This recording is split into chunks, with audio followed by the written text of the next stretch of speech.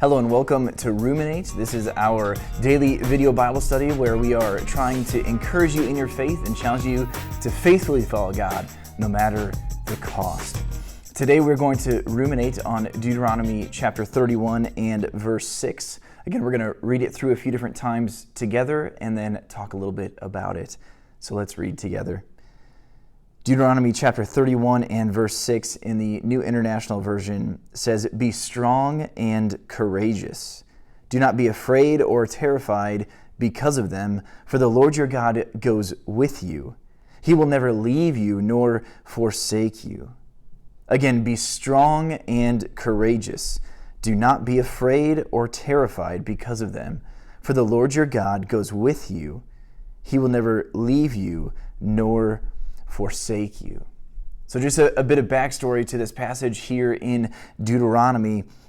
At almost 120 years of age, Moses admits that he's unable now to continue leading the people. He's passing the mantle off to Joshua, and it's this huge ordeal because Moses has been leading this company of Israelites for a very long time, and now he's going to hand off leadership to someone else, his successor. And Joshua had served under Moses and received a great deal of authority from Moses, but now he receives the commission for leadership over the Israelites directly from Yahweh, directly from the Lord God. And so this realization that what has happened in the past, how God has taken care of the Israelites in the past, is what is going to bring them into the future. And so the past reality is going to help them with their future hope. And so the presence of Yahweh is going before them, granting them victory. And we see at the end of this verse that he will never leave you nor forsake you. And so in this transition, just like any transition in life, there's this uncertainty, these questions and these doubts and sometimes very few answers. And that's where Joshua finds himself, that he's no longer a young man. He had experience and wisdom, but he was still uncertain with the transition. He's still asking some of these kinds of questions because Moses had been a leader for a long time. And Joshua saw for Moses, it wasn't easy. It wasn't simple. It didn't just flow. It was something that required work and prayer and investment and time.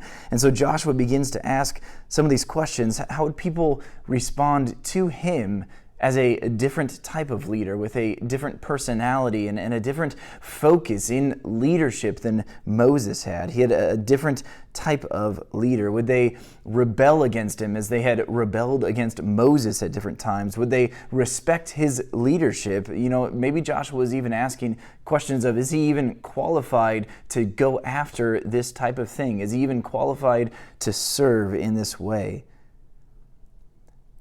The reality of what we see in this passage is that God is present with us in our doubts and in our questions, in our struggles. He doesn't ask us to come up with the courage ourselves, to just find it somewhere. He doesn't ask us to be fake or to pretend like we have everything together or we're stronger than we really are. But the truth is that God is our strength. He is strong when we are weak. He is strong in our weaknesses. We are able to be courageous and strong and bold and unashamed because God is with us. God's presence is the key to this courage, is the key to this strength. God's presence is. So remember his presence. Remember that God goes with you. Take comfort and courage and strength that God goes with you today. Here are a couple reflection questions. When are you most tempted to not remember God's presence? When are you most tempted to not remember or rely on God's presence with you? And then a second reflection question. When do you find that you most lack courage or strength against temptation?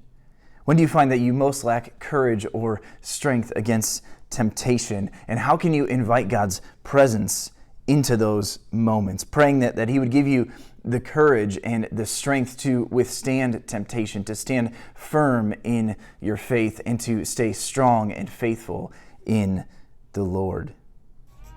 Thank you for joining us today on Ruminate, and we'll see you next time.